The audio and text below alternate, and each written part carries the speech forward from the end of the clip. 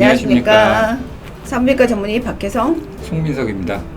오늘은 여성 성형 4종 세트에 대해서 알아보겠습니다. 여성들이 여성 성형을 고민하는 이유가 뭘까요? 가장 큰 이유는 아무래도 잠자리를 갖게 됐을 때 여성이나 남성 둘 중에 한 명 혹은 둘 다 불편함을 느끼기 때문인 것 같은데요.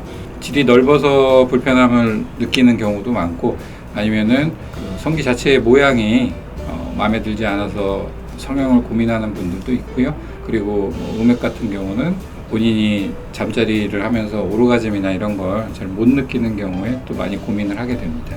그러면 여성 성형을 하는 여성들의 연령대가 어떨까요? 산부인과를 찾는 여성들 중에 수술을 가장 많이 하는 분들은 아무래도 40대가 제일 많은 것 같은데, 소음순이나 음액과 같은 외부에 드러난 부분들은 젊은 여성들인 20대들도 많이 하고요. 그렇죠. 그리고 질이 넓어져서 질을 축소시켜주는 이쁜이 수술은 40대 이후에서도 50대 그리고 심지어는 60대에서도 원하시는 분들이 있습니다. 저희 병원에서 80대도 이쁜이 수술 하신 분 있었거든요. 그분은 이쁜이 수술도 하고 나중에 필러도 하고 질 레이저도 하셨었어요. 훌륭하신 분이죠.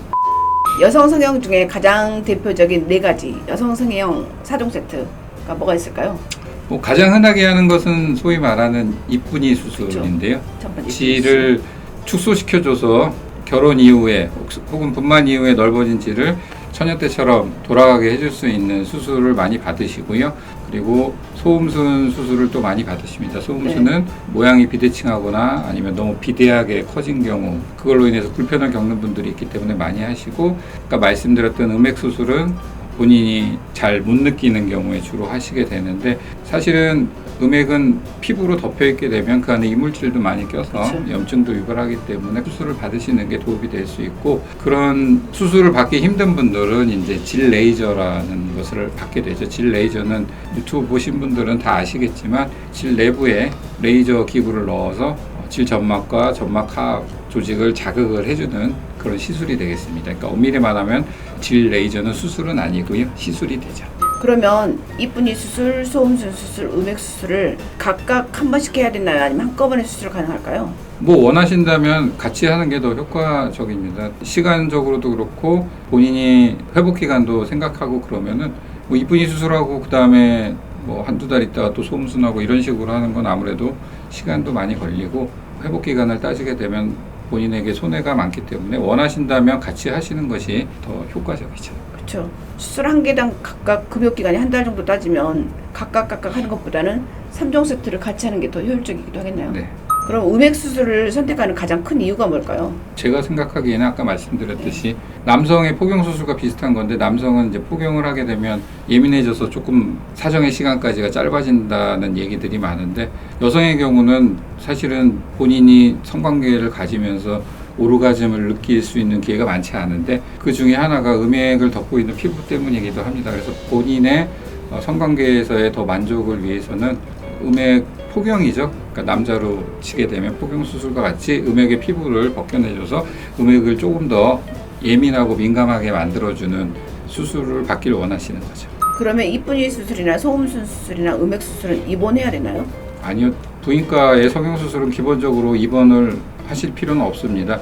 당일 수술하시고 당일 집에 그냥 가실 수 있는데, 통증이 심하거나 뭐 그런 경우에는 본인이 원해서 뭐 하루 정도 입원하시는 분들도 있긴 한데, 원칙적으로는 입원을 하진 않죠. 그렇죠. 이제 출혈이 많거나 예. 멀리서 왔는데 통증을 걱정하거나 예. 이럴 경우는 1박 2일 있으면 실은 환자들이 더 안심하고 할 수 있겠죠. 네. 저희 병원은 실은 입원실이 있으니까 그게 가능하잖아요. 네, 그렇습니다. 네. 그 여성 성형의 비용하고 수술 실력이 비례한다? 아니면 관계없다? 관계 없는 게 맞겠죠. 수술이라는 게 비용으로 산출하기가 힘든 건데, 비싼 비용을 받는다고 해서 꼭 수술 실력이 좋다고는 할 수는 없고요. 뭐 싸다고 해서 그 사람이 그냥 실력도 없는데 박리다매로 싸게 한다 이렇게 말할 수는 없을 것 같습니다. 그러니까 실은 사람들이 잘 모르면 비싼 병원 무조건 가거나 비싸고 큰 병원에 네. 방문을 하게 되죠. 그렇죠. 무조건 비싸면 좋고 큰 병원이면 좋고 이렇게 생각하는데 꼭 그렇진 않죠.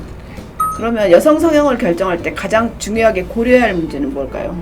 자기가 필요로 하는 게 무엇인가를 정확히 파악하는 게 제일 중요합니다.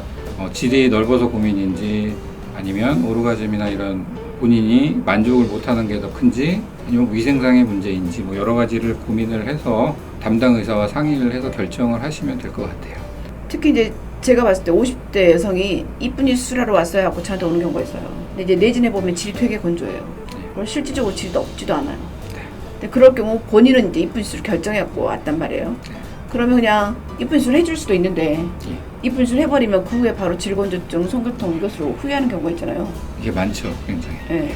그래서 이제 본인이 무슨 말을 하더라도 반드시 의사가 보고 진찰해보고 그 환자 혈액순환 그리고 뭐 호르몬의 양, 뭐 질건조증 정도, 탄력 이런 거 다 고려해서 수술할 건지 시술할 건지 이런 걸 결정하는 게 좋겠죠. 네. 그러면 이제 질 성형할 때 얼굴 성형처럼 실은 좀 부담이 되는 돈이잖아요.